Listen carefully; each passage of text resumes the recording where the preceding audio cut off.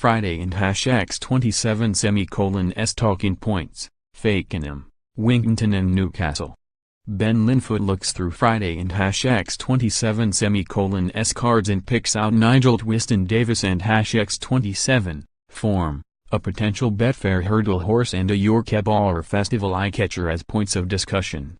A trip to Donald McCain's on Wednesday has whetted my appetite for the new jumps season, stable tour and videos out soon, and with the first Cheltenham meeting on the horizon my head is beginning to turn.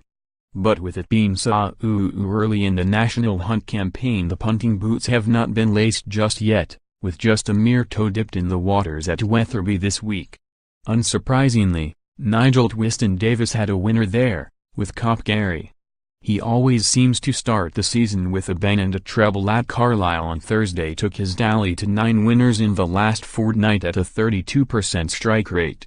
It could be worth keeping an eye on his 2 runners at Fakenham on Friday, then, with sooooo and Ballyton running for the Naughton handler. The former hasn't pulled up any trees since returning from a wind operation, finishing 7th at Warwick and 5th at Foss in handicap hurdles in May, but the positive is his handicap mark, which has dropped 5 pounds following those 2 runs. On his easy Southwell win off 111 in February, a mark of 117 gives him a chance, but he does have to return in that sort of form after a 146-day break, rather than the horse that disappointed on his last 2 starts.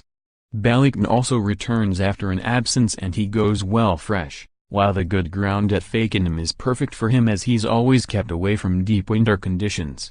He's very much well handicapped off 133 on his best form, and it would be no surprise if we're able to add to Twiston-Davies' customary lightning start to the jumps season proper.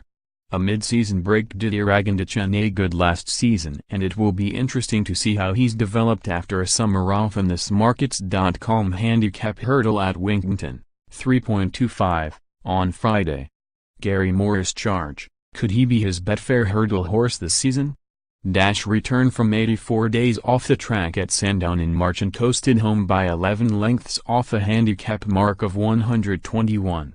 Connections couldn't resist running him in the Fred Winter at the Cheltenham Festival 4 days later, and he ran okay in 7th under a penalty, despite the edge seemingly missing from him following his Sandown win the previous Saturday.